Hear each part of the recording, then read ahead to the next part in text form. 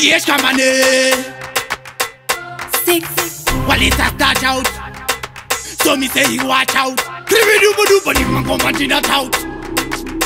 You sick, tika, you wake up. Lakini putina na satinda ita. Kukotidenda ita.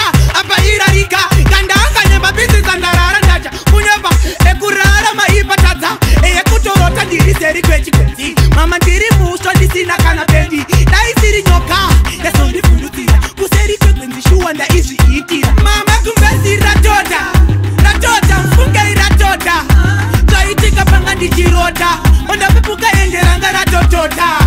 Mama kumbezi ratota. Ratota mfunga iratota. Zaitika panga ndichirota. Onda pepuka enderanga ratotota.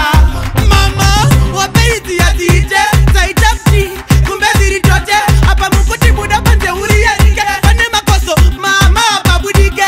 Kumbezi riri kuchururu kamchundo. Kubuda panze mama iwondo. Apa futi nasi mufunge ishondo. Unayanda mega inini natinalo.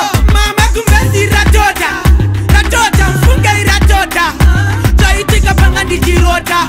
Onda pepuka enderanga ratotota. Mama kumbezi ratota. Ratota mfunge iratota. Zaitika panga ndichirota. Onda pepuka enderanga ratotota. Mufunge mama nokapa yandifundutira. Na pepuka wanike kumbezi rajorovera. Kutu laki nangajita ndichisororera. Weti ya tangatina yanga yotevera. Nazonga desera ratota. Ratota. Ratota. Weti kuti nyaka nyaka. Nyaka nyaka mukumbezi nyaka nyaka. Nyaka nyaka. Mama kumbezi ratota. Ratota mfunga iratota. Zaitika panga ndichirota. Onda pepuka enderanga ratotota. Mama kumbezi ratota. Ratota mfunga iratota. Zaitika panga ndichirota. Onda pepuka enderanga ratotota.